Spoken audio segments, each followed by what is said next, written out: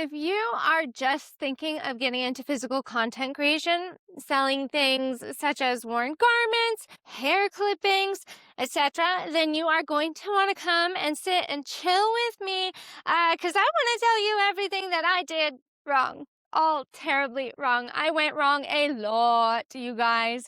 I messed up my pricing. I overestimated my time. What? And I didn't fully understand where the value actually was. And I only kind of figured it out because I went back. I looked at the numbers. I looked at the orders. I relied on advice and guidance from community leaders and friends.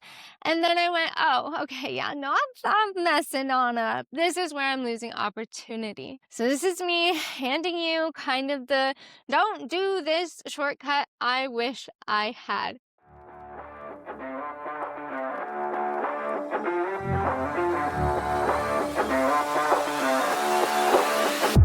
There is also a written accompaniment to this resource over on the Creators Spicy Tea resource library that goes way more in depth than this will, and I'm going to link that below. So when I started physical content creation, when I got it in my head that I was going to do this, I had 2 sales under my belt.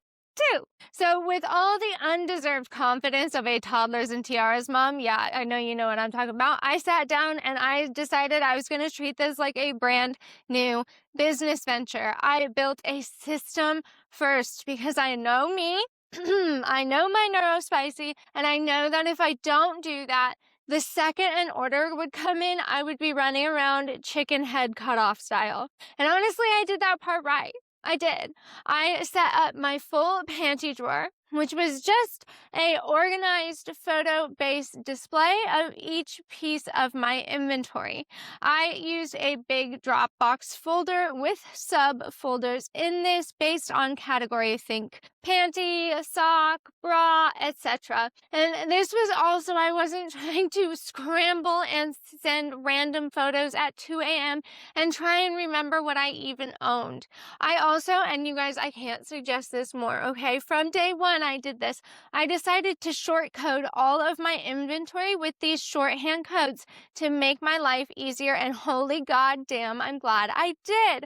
I'm talking shorthand things like TH5 for thong number 5, and I labeled all my images that way. Do that, love yourself. Then I got all my supplies together. I'm talking my mailers, I got a photo printer, a vacuum sealer, actual inventory to sell, such as like bras and panty multi-packs. I then set up a shipping account with Pirate Ship so I could print labels from home, save money, and not stand in line at the post office every goddamn time I made a sale, right? Do that as well. Pirate Ship, she's gorgeous.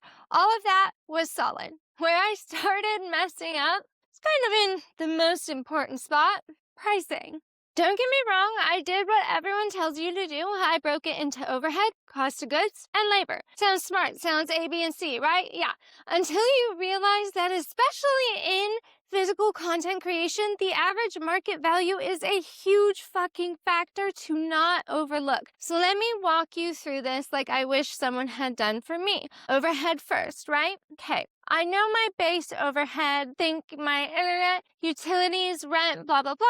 Then base all that on the business use percentage, and then base that down even further on the portion that will be tied to physical content creation. That little tiny fraction is my overhead. Cost of goods came next. Shipping was around $10 per label on Pirate Ship, which I was definitely factoring into the cost for the buyer. I was not offering free shipping. No. Packaging was borderline free per package as I ship very discreet packages. I don't add any real embellishments or extras because a lot of my client base that I know of already was very discreet and discretion focused. And then I found amazing deals on Daddy Bezos's home site, Amazon, yes, for bundle packages for the actual bras, panties, sock sets that I was selling. And again, all of those are linked in that resource over on the resource library as well. So for me, cost of goods was not overwhelming. Then we go get into labor, and this is where I messed up. Yep. I set 1 day of wear for labor at $2 an hour. So that's $48.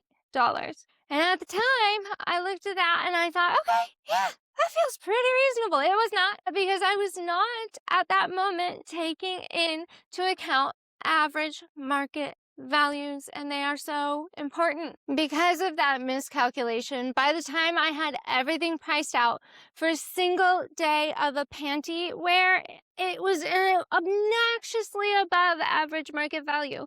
And pricing your wares way above market value is more than fine, but I wanted to push in quantity as well as quality and get regular sales. So off into the research I went. So for 1 day of wear, panties are going for $35 to $45 US dollars. Bras sit more $30 to $70, and socks sit from $15 to $30. Did I now feel like, well, shit, there's my ceiling, I guess I can't go higher? Fuck no, those are reference points, not limits, right? But I had to admit, I had vastly overstated the labor costs, and I decided to make some recalculations, because you know what? It wasn't selling. Finally, after all that, I had my menu and I had my prices a little bit more niftied up. 50 for panties, 70 for bras, 35 for socks, and we'll do add-ons layered on top. And I thought, okay, hands are clean, did that right. And then the orders actually started coming in, and this is where reality checked me real fast. Another place I messed up was expectations, right? I looked at my startup costs about $260, and I told myself, okay, 5 sales and I'm done. Technically true. In that 5 sales, I had my money recouped and I was ready to go. But I assumed after that consistency exists. Does consistency exist and stability exist? No! Some months I had 0 sales. 0. Other months I was booked out. That swing will mess with your head if you are not expecting it. I was damn lucky in that I was treating this as supplemental income and not my primary income source. So y'all, if you think you're going to go into physical content creation and it is going to be even a thimbleful as reliable as digital income, it is not. It is a different lane. Then there were the smaller mistakes that didn't feel as big until they are. And that's tracking links. At first, sending tracking links feels totally normal and industry standard. A year later, wait. This shows them where I'm dropping this package off. This can expose my location if I'm not careful, so I changed it. Now I track all of the packages myself and I send updates if asked. It's a tiny shift, right? But it protects me a lot more. Then I had to acknowledge I was shooting myself in the foot for not upselling harder with add-ons. Okay? After the real sales, I started to realize add-ons is where a lot of the money you're making in physical content creation actually is. Things like photos, videos, fetish requests, extended wear, no shower, a workout or play session, you name it. If you ignore the gold mine those are, like I did, that's a lot of money to be leaving on the table.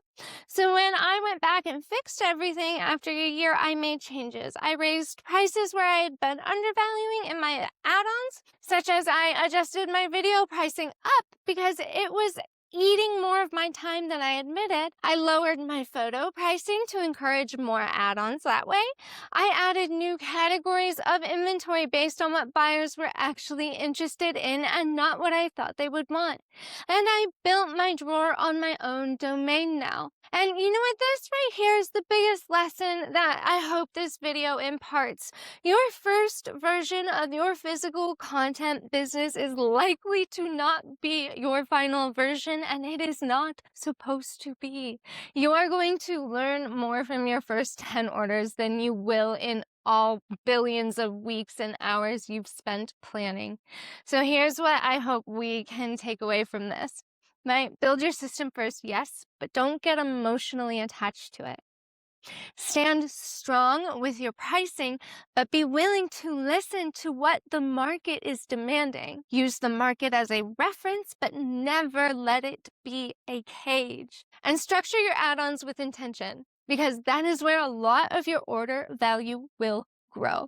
Protect your privacy early and not after something feels off. And oh my God, please expect no consistency, no stability, and variation. Some months will be silent, some months will be chaotic. Physical content creation is so much fun and it's so rewarding, but just like everything in this damn industry, it will always be changing and we can always keep learning and evolving. Again, if you want to go really, really in depth on this, there is that accompanying resource over on the Creators Spicy Tea resource library right now. All right. Thank y'all for sitting down with me and let me tell you all about how I fucked up. I hope you guys are doing really good. I hope you are so safe. I hope you are so sane. And I hope you are flourishing.